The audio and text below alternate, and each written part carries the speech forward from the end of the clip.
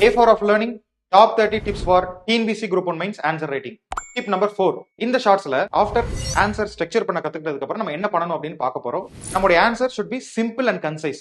ரொம்ப எளிமையாகவும் அதே டைம்ல சுருக்கமாகவும் இருக்கணும். அதிகமா ஃபில்லர்ஸ்லாம் யூஸ் பண்ணாம எழுதணும். நம்ம தமிழ் இலக்கியங்கள்ல பார்த்திருப்போம். ஒரே அறக்கருத்தை நாலடியார்ல 4 வரியில சொல்லியிருப்பாங்க. திருக்குறள்ல திருவள்ளுவர் 2 வரியில சொல்லியிருப்பாரு. ஔவையார் ஆத்திச்சூடியில ஒரே வரியில சொல்லியிருப்பாங்க. அப்ப ஒரே விஷயத்தை நம்மளால 4 வரியிலும் சொல்ல முடியும், ஒரே வரியிலும் சொல்ல முடியும் இல்லைங்களா? அப்ப நம்மளுடைய ஆன்சரை நம்ம எந்த அளவுக்கு சிம்பிளா கன்சைஸா கொடுக்குறோமோ அந்த அளவுக்கு வந்து பாத்தீங்கன்னா நமக்கு மார்க்ஸ் கிடைக்கும். அடுத்து ரொம்ப முக்கியமான ஒரு விஷயம் ஹேண்ட் ரைட்டிங். இதுல நிறைய பேருக்கு சந்தேகம் இருக்கும். ஹேண்ட் ரைட்டிங் அழகா எழுதுனா அதுக்கு தனி மார்க் வந்து பாத்தீங்கன்னா கிடையாது. இதை இன்ஸ்ட்ரக்ஷன்லேயே டிஎன்பிஎஸ்சி தெளிவா கொடுத்திருக்காங்க. பட் உங்களுடைய ஆன்சர் கண்டிப்பா திருத்தக்கூடியவங்களுக்கு புரியுற மாதிரி இருக்கணும். ஸோ இந்த 2 விஷயத்தை ஞாபகம் வச்சுட்டு உங்களுடைய ஆன்சர் எழுதுங்க.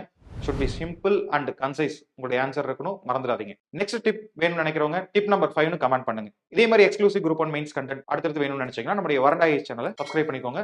நன்றி. Veranda IAS, where your dream becomes reality.